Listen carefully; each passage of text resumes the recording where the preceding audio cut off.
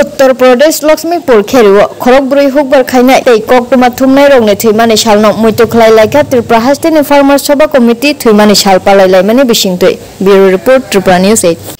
2020 December থেকে 2021 December পর্যন্ত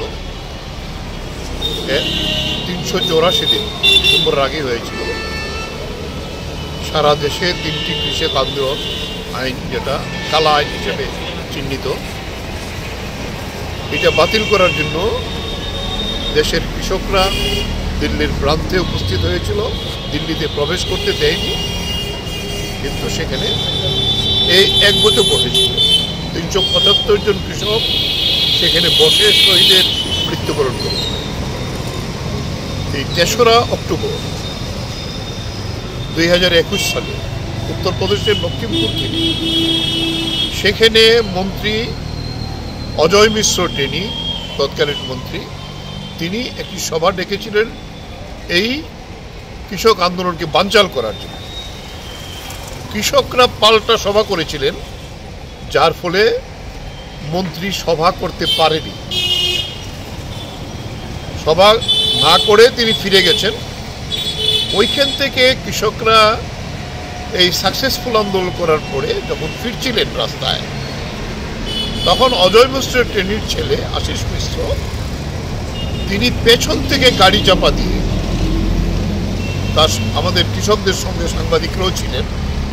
4 জন সাংবাদিক আর এই কৃষক এবং একজন সাংবাদিককে একেবারে জায়গাতেই পিষে মেরেছিলেন আমাদের আন্দোলনের চাপে শেষ পর্যন্ত তাকে গ্রেপ্তার করেছিল তার সহযোগী যারা কিন্তু পরে দেখা গেল উত্তরপ্রদেশ সরকার তাকে ছেড়ে দেয় আমরা তার বিরুদ্ধে কৃষক আন্দোলন সুপ্রিম কোর্টে গিয়েছিলাম সুপ্রিম কোর্টের নির্দেশে সে এখনো জেলবন্দি আছে তবে সাফল্য আমাদের এটাই অজয় মিশ্র টেনি আবার এখানেই বিজেপির প্রার্থী হয়েছিল তাকে পরাজিত করেছে কৃষকরা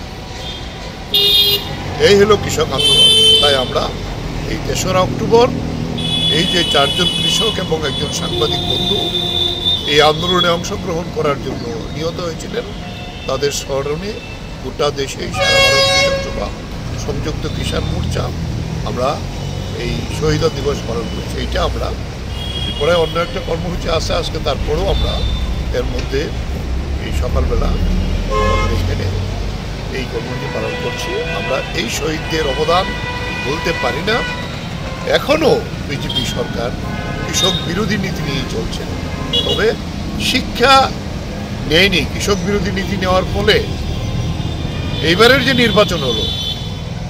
151টি আসনে বিজেপি পরাজিত হয়েছে গ্রামাঞ্চল যেখানে কৃষকরা এই আন্দোলনে সামিল হয়েছে তাহলে আগামী দিনে এই বিজেপি যারা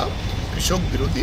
আবার চেষ্টা হচ্ছে এই আইনকে ফিরে আনার জন্য বিভিন্নভাবে মোদি পেছন থেকে নাড়া দেওয়ার চেষ্টা করছে কিন্তু আমরা বলবো এই যে শহীদ এইটা আজকে কাশ্মীরে এবং হরিয়ানাতে এই কৃষক আন্দোলনের যে অন্যতম একটা ভূমি বিজেপি পরাজিত হবেই স্থির বিশ্বাস আমাদের এবং গোটা দেশেই বিজেপিকে হটিয়ে কৃষকের পক্ষের যে শক্তি সেই শক্তিকে আনার জন্য আমরা এই লড়াই চালিয়ে যাব আজকে শহীদদের উদ্দেশ্যে আমরা এই শপথ নিয়েই আমাদের এই কর্মসূচি জেলা জিন্দাবাদ লক্ষ্মীপুর কৃষকরা শহীদ কৃষকরা এবং সাংবাদিক